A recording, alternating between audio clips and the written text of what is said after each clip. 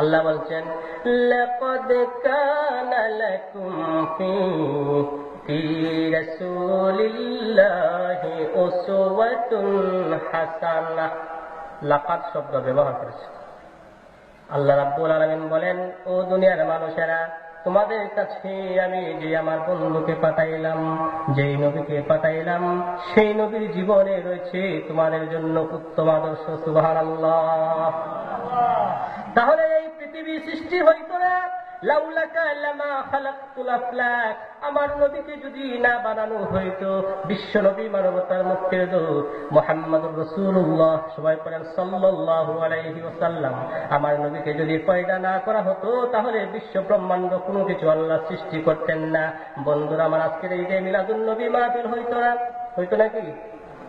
ঈদে মিলাদুন নবী হইতো না, আমরা মানুষ হিসেবে এই পৃথিবীতে আসতাম না, তাহলে বোঝা যাচ্ছে এই পৃথিবীর সৃষ্টির মূলে হলো আমার আপনার নবী মুহাম্মদুর রাসূলুল্লাহ। কথা বলেন ঠিক কিনা? সেই নবীকে ভালোবাসতে হবে, সেই নবীর আদর্শে জীবনটাকে আদর্শিত করতে হবে। সেই নবী যেভাবে তার জীবনটা গঠন করেছেন, সেইভাবে আমার আপনার জীবনটা গঠন করতে হবে। সেই নবীর জীবন যেভাবে উনি পরিচালনা করেছেন, সেইভাবে আমার আপনার জীবনটা পরিচালনা করতে হবে। যদি নবীর আদর্শ মতো আমার আপনার জীবনটা পরিচালনা করতে পারি, আমি আপনি আর সাধারণ মানুষ থাকবো না, সাধারণ মানুষ থেকে সোনার মানুষে পরিণত হয়ে যাব। কথা বলেন ঠিক কিনা? তাহলে আমরা কি সাধারণ মানুষ থাকতে চাই, না সোনার মানুষে পরিণত হতে চাই? কেন সেই নবীকে ভালোবাসবেন না? যদি বলি ইসরায়েলের ব্যক্তি আমার নবীকে ভালোবাসার কারণে আল্লাহ রাব্বুল আলামিন তার জীবনের সমস্ত গুনাহ মাফ করে দিয়ে জান্নাতের বাসিন্দা করতে পারেন, আমরা হইলাম সেই নবীর উম্মত। কথা বলেন ঠিক কিনা? আমাদেরকে আল্লাহ সৃষ্টি করেছেন কিসের কারণে? আল্লাহ বলেন, মা খালাকতুল জিন্না ওয়াল ইনসা ইল্লা লিয়াবুদুন। আমি আল্লাহ কোনো কিছু সৃষ্টি করতাম না, ইল্লা লিয়াবুদুন। কেন সৃষ্টি করেছি? আমি আল্লাহর ইবাদত বন্দেগী করার জন্য। কথা বলেন ঠিক কিনা? তাই আমি বলতে চাই, যে ভাইয়েরা আজকে কঠোর পরিশ্রম করে এই জান্নাতের বাগানের আয়োজন করেছেন, তারা ধন্য মায়ের জন্য সন্তান। কথা বলেন ঠিক কিনা? তাই আমার এই এলাকার মাইকের আওয়াজ যত দূর পর্যন্ত যাচ্ছে, আমার যুবক ভাইদেরকে, মুরব্বী বাবাদেরকে আমি অনুরোধ করব, আপনারা জান্নাতের বাগানের ভিতরে এসে ঢুকে যান, বাহিরে থাকবেন না। অযথা ছায়ের দোকানে বসে বসে সময় কাটানোর সময় কন্যাই। কথা বলেন ঠিক কিনা? কারণ কখন যেন তার মৃত্যু হয় এটা কেউ বলতে পারে না, গ্যারেন্টি দিতে পারে আছে নাকি? কোন সময় বলবো? ইযা জাআ আজালুহুম লা ইস্তাখিরুন লা ইস্তাখিরুনা সাআতাও ওয়া লা ইস্তাকদিমুন। আল্লাহ রাব্বুল আলামিন বলেন, মানুষের মৃত্যু কখন হবে তার চাবিকাঠি হলো আমি আল্লাহর হাতে। বন্ধুরা আমার, এখন আমি হাঁটতেছি হঠাৎ করে আমার প্রাণবায়ু চলে যাইতে পারে কিনা? প্রাণবায়ু চলে যাইতে পারে। ও বন্ধু, আখিরাতের সামানা জোগাড় করা দরকার না? কথা বলেন, দরকার আছে না নাই? সে আখিরাতের সামানা জোগাড় করতে হবে। এই জন্য ভালো আমল করতে হবে, ভালো কাজ করতে হবে। রাসূল তার জীবনটা যেভাবে পরিচালনা করেছেন, সেইভাবে আমার রাসূলের প্রতি জীবনটা আমাদের সাজাইতে হবে। কথা বলেন ঠিক কিনা? এই নবীকে যদি আল্লাহ রাব্বুল আলামিন না বানাইতেন, কোনো কিছু বানাইতেন না। এই নবীকে ভালোবাসার কারণে বনি ইসরাইলের ব্যক্তি যদি ক্ষমা পাইতে পারে, খাসায়েসুল কুবরা নামক কিতাবের মধ্যে হযরতে জালালউদ্দিন সুয়ুতী রাহমাতুল্লাহ আলাইহি একটি ঘটনা এনেছেন। বনি ইসরাইলের একজন বান্দা ছিল, সে সমাজের মধ্যে এমন কোন খারাপ কাজ নাই সে না করত, সব ধরনের খারাপ কাজ করত। এক্সাম্পল স্বরূপ মনে করেন আপনাদের আনুজানি বাজারে একটা ছেলে আছে, সে রাঙ্গা মাস্তান হিসেবে পরিচিত। নামটা কি বলেন তো? রাঙ্গা মাস্তান, বানানা মাস্তান, ঠাকু মাস্তান। কত রঙের মাস্তান আছে বাংলাদেশে? কথা বলেন, আছে না নাই? পেপার পত্রিকা পড়লে দেখা যায়। ওই রানা মাস্তান আনুজানি বাজারে যত ধরনের দোকানদার আছে, বিশেষ করে স্বর্ণ অলংকারে যদি দোকানদার থাকে, তার কাছে টাকা বেশি থাকে না কম থাকে? জোরে বলেন, কম থাকে না বেশি থাকে? বেশি থাকে, ওই দোকানে গিয়ে সে হামলা করে তার কাছ থেকে 2 লক্ষ 3 লক্ষ টাকা ছিনায় আনে। রাস্তা দিয়ে যদি মেয়ে ছেলেরা মাদ্রাসায় যেতে চায়, কলেজে যাইতে চায়, তখন তাদেরকে নিয়ে ইফটিজিং করে। এরকম আছে না নাই?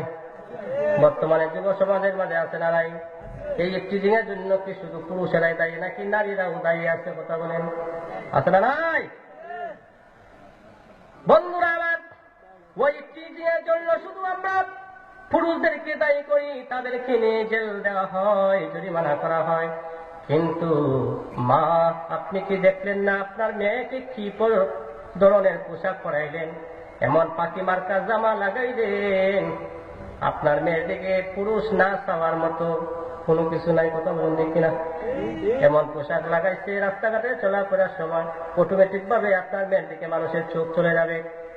এজন্য আপনার মেয়েকে নিয়ে রাস্তার ছেলে ইফটিজিং করে, রাস্তার ছেলেকে ইফটিজিং করার মতো ব্যবস্থা আপনি বাবাই করে দিয়েছেন। কথা বলেন ঠিক কিনা?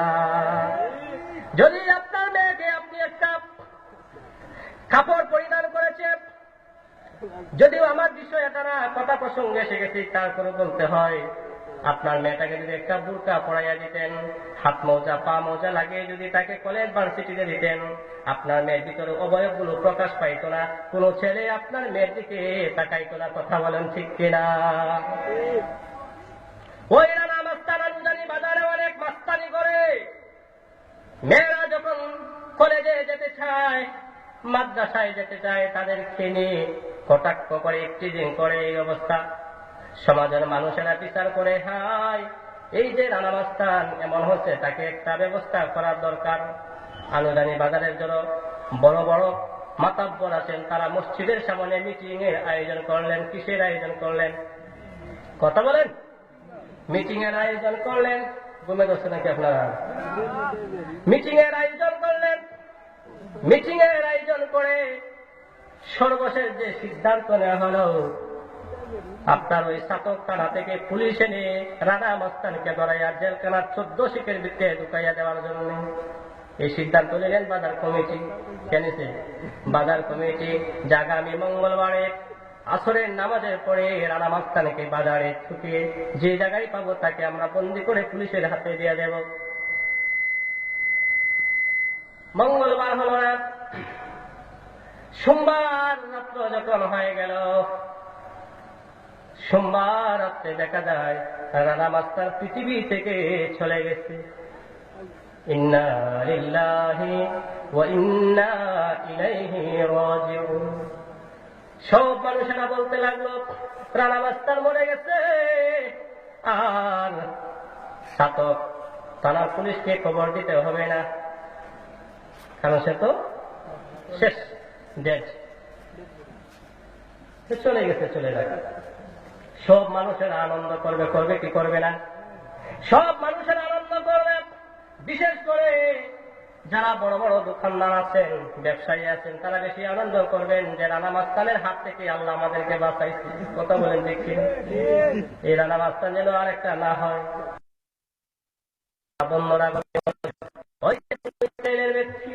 আল্লাহর বান্দা, সমাজের মধ্যে এমন কোন খারাপ কাজ নাই যেটা সে না করত। রাস্তা দিয়ে মেয়ে ছেলে যাইলে তাদেরকে নিয়ে ইফটিজিং করত, বিভিন্ন খারাপ কাজে লিপ্ত হতো। হঠাৎ করে ঘোষণা আসলো, ওই যে বনি ইসরাইলের আল্লাহর বান্দা দুনিয়া থেকে চলে গেছে। হ্যাঁ বন্ধুরা, গভীর মনোযোগ। রাত্র যখন শেষ হয়ে যায়, সন্ধ্যা যখন গড়িয়ে আসে, গভীর রজনী যখন হয়ে যায়, আমাদের ঘুম আসে কি আসে না? কথা বলেন, আসে কি আসে না? রাত্র যখন গভীর হয়ে যায়, আমাদের তন্দ্রার ভাব হয়ে যায়, ঘুম আসে। একজনের শুধু ঘুম নাই, কার?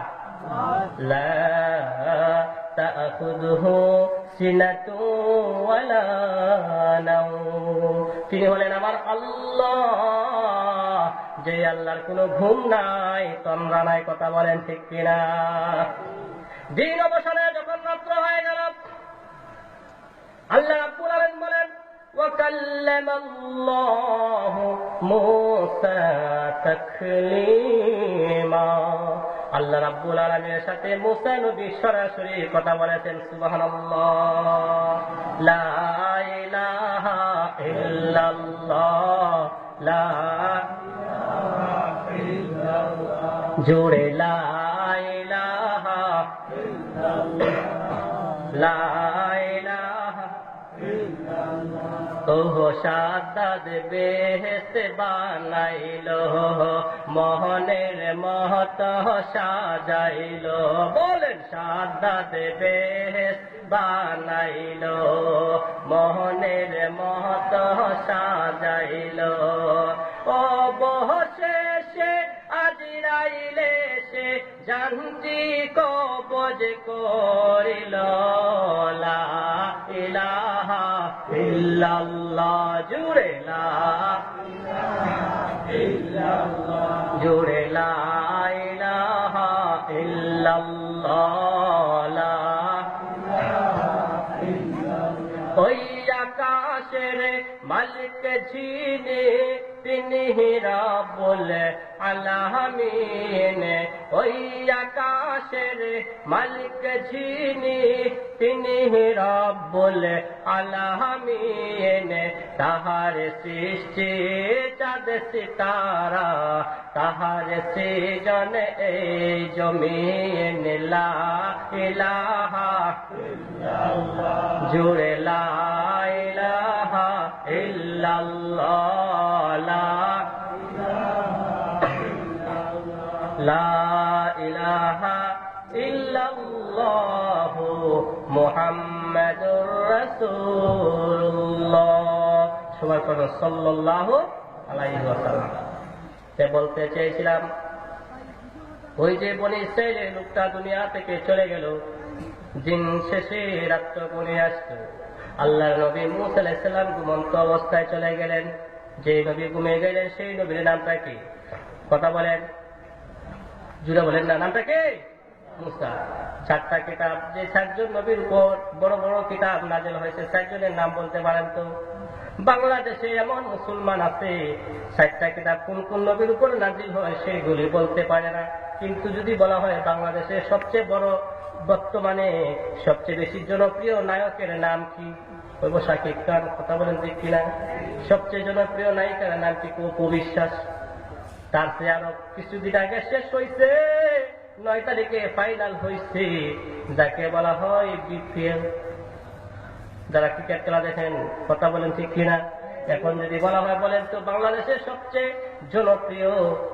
ক্রিকেটারের নাম কি বলবো মুস্তাফিজুর রহমান মিসা কথা বলেন কাতার মাস্টার মুস্তাফিজুর রহমান আর যাকে এক নামে ছিলেন সাকিব আল হাসান যাকে বলা হয় অলরাউন্ডার কথা বলেন ঠিক কিনা হ্যাঁ মুসলমান তুমি সাকিব আল হাসানকে ছিল মুস্তাফিজুর রহমানের নাম তোমার মুখস্থ আছে কিন্তু যেই আল্লাহ রাব্বুল আলামিন আসমানি কিতাব চারজন প্রসিদ্ধ নবীর উপরে যে প্রসিদ্ধ চারটা কিতাব নাযিল করেছেন সেই চারজন নবীর নাম বললে মুসলমান 100-র মাঝে 80 জন কইতে পারে না কথা বলেন ঠিক কিনা এইরকম মুসলমান আমাদের মাঝে আছে না না আমরা কি এরকম মুসলমান হতে চাই নাকি না না না মুসলমানের মতো মুসলমান হয়ে আমরা বলতে চাইলাম ইয়া আইয়ুহাল্লাযীনা আমানুত্তাকুল্লাহ হাক্কা তুকাতিহি ওয়া লা তামুতুন্না ইল্লা ওয়া আনতুম মুসলিমুন আল্লাহু আকবার বলেন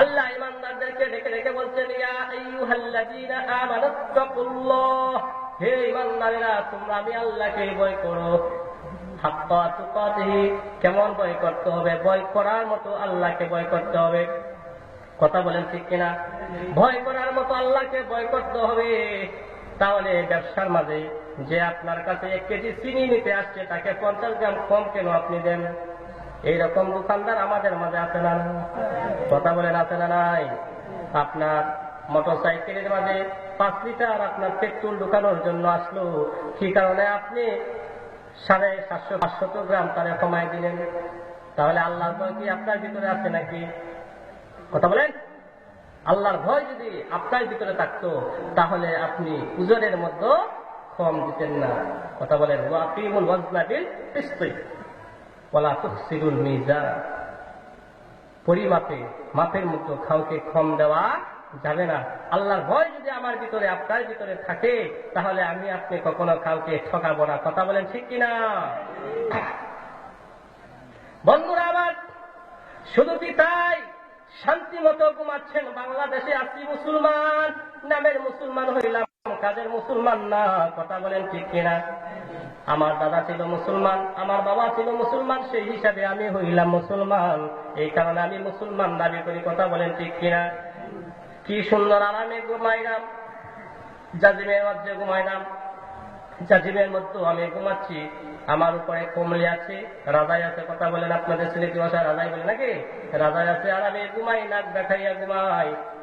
যখন মুয়াজ্জিন সাহেব ফজরের সময় আযান দেয়, কি বলে? আসসালাতু খায়রুম মিনান নাওম। ঘুম থেকে নামাজ উত্তম। আমি কই কিতা আসসালাতু নাওম মিনাল কিতা নামাজ নাকি? ঘুম থেকে নামাজ উত্তম। আর আমি বলি কি নামাজ থেকে ঘুম উত্তম। এরকম মুসলমান আমরা মাঝে আছে না নাই? শান্তি মতো ঘুমাই। 8টার সময় আমি ঘুম থেকে উঠি, জি বাংলা দেখে দেখে আমি সারা রাত কাটিয়ে দিলাম। 4টার সময় ঘুমাইলাম, 8টা থেকে 9টার সময় আমি ঘুম থেকে উঠি। কত আরামে আছি, বাংলাদেশের জমিনে আছি।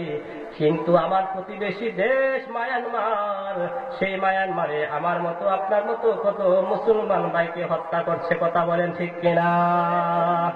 এই কথা বলেন না ঠিক কিনা? যারা ইন্টারনেট চালান, স্যাটেলাইট চ্যানেলে যাদের চোখ থাকে তারা জানেন আমার আপনার ভাই মুসলমানদেরকে কিভাবে হত্যা করা হচ্ছে। আমার রাসূল বলেন, একজন মুমিন আর একজন মুমিনের মধ্যে হলো আয়না স্বরূপ। কিরকম? আয়না স্বরূপ। আর একজন মুমিন আর একজন মুমিনের একটা দেহের তুল্য। আল্লাহ রাসূলের ফরমান, একজন মুমিন যদি আঘাতপ্রাপ্ত হয় আর একজন মুমিন সেই আঘাতে সে আঘাতপ্রাপ্ত হয়। কিন্তু দেখা যাচ্ছে মিয়ানমারের মুসলমানেরা রক্তাক্ত হচ্ছে, তাদেরকে হত্যা করা হচ্ছে, গলা কেটে হত্যা করা হচ্ছে। আমার দেশের মুসলমানেরা প্রতিবাদ করতেও জানে না। কথা বলেন ঠিক কিনা? খারাপ লাগতেছে নাকি? আল হাক্কু মুররুন, সত্য একটু টিকতই। যা বলতেছি উচিত কথা না? কথা বলেন। মিয়ানমারের নামাজের মধ্যে দাঁড়িয়েছে, ওই নামাজের মধ্যে কাফির বিঈমানের বাচ্চারা এসে হত্যা করে দিচ্ছে। যে কবিসের ঘরে কবিস, দুষ্ট দুশ্চরিত্রা মহিলা অং সান সূচি। কথা বলেন ঠিক কিনা? যে অং সান সূচি বিন্দু করে হাজার হাজার মুসলমানকে হত্যা করা নির্দেশ দেয়, সে কোনোদিন শান্তিতে নোবেল পুরস্কার পেতে পারে না। কথা বলেন ঠিক কিনা? তাই আমি বলতে চাই, যদিও আমার মাইকের আওয়াজ, আমার কণ্ঠ, আমার কথাগুলো সেখানে গিয়ে পৌঁছবে না, স্যাটেলাইট চ্যানেল তো অনলাইন না হয় পৌঁছত। আমি দত্ত কণ্ঠে বলতে চাই, যারা অং সান সূচিকে শান্তিতে নোবেল পুরস্কার প্রদান করেছে, তাহাদের উচিত হলো এই মুহূর্তে অং সান সূচির কাছ থেকে এই পদকটা কেড়ে নেওয়া। কথা বলেন ঠিক কিনা? হ্যাঁ মুসলমান, আমরা যদি কিছু না পারি, আল্লাহ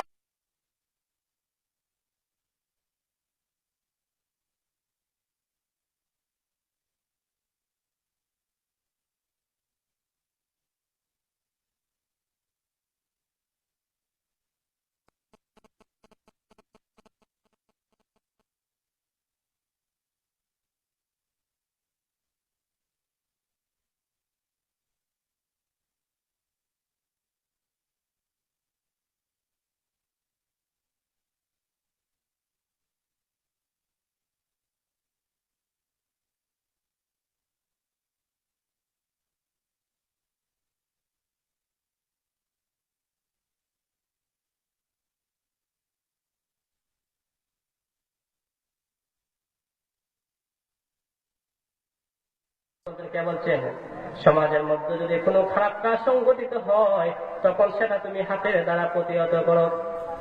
এখন আমি এই যা আনুজানি বাজারে আপনি মনে করেন যাত্রা প্যান্ডেলের আয়োজন করলেন, ঢাকা শহর থেকে আসিফকে আনলেন, বিভিন্ন বড় বড় শিল্পীকে আনলেন, বর্তমান সময়ে সবচেয়ে জনপ্রিয় যে শিল্পী আফরিন রুমি তাকে আনলেন, 300 টাকার টিকিট দিয়ে আপনি গানের আয়োজন করলেন।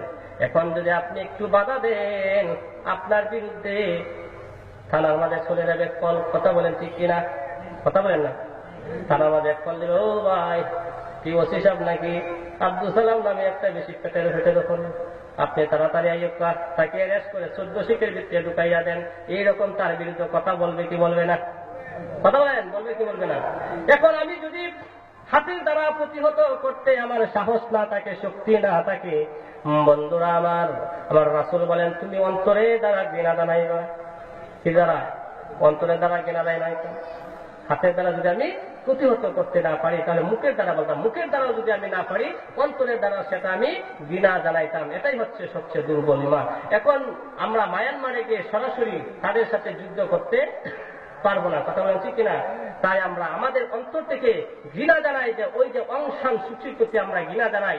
যে মহিলা শান্তিতে নোবেল পুরস্কার পেয়েছে সে কখনো নোবেল পুরস্কার পেতে পারে না, কথা বলেন ঠিক কিনা?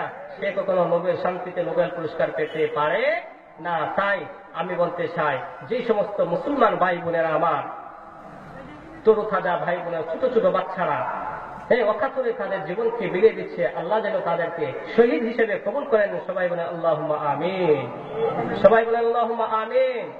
আর যেন আমার এই সমস্ত মুসলমানের মতো আর মুসলমান যেন আর অযথা জীবন দিতে না হয়, অতি সত্ত্বের জন্য আল্লাহ একটা ব্যবস্থা করে দেন। সবাই বলেন আল্লাহুম্মা আমিন। তো বলতে চাইছিলাম, মুসা নবী ঘুমাইছেন, মনে আছেন আপনাদের? মুসা আলাইহিস সালাম ঘুমিয়েছেন। রাত্র যখন গভীর হয়ে গেল, উপর থেকে আওয়াজ আসছে, মুসা তুমি ঘুম থেকে জাগ্রত হও, ও মুসা তুমি ঘুম থেকে উঠো। ওই যে আনুদানে বাজারের পাশে একটা ড্রেন আছে, ওই ড্রেনের মাঝে রানা মাস্তানের লাশটা পালানো আছে। কথা বলেন ঠিক কিনা? আল্লাহ বলছেন, মুসা রে, ওই যে তোমার এক উম্মত আছে, গুনাহগার উম্মত, যাকে সমাজের মানুষেরা নেগলেক্ট করতো, ঘৃণা করতো।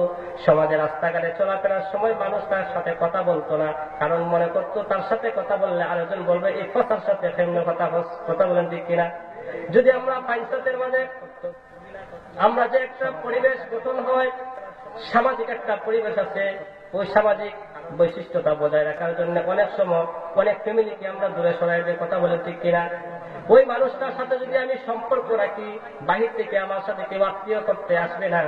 ও বন্ধুরা, মুসা আলাইহিস সালাম তখন এই চিন্তাটা করলেন যে আমার যে উম্মতের কথা আল্লাহ বলছেন, সেই মানুষটাকে তো সমাজের মানুষেরা খারাপ মনে করত।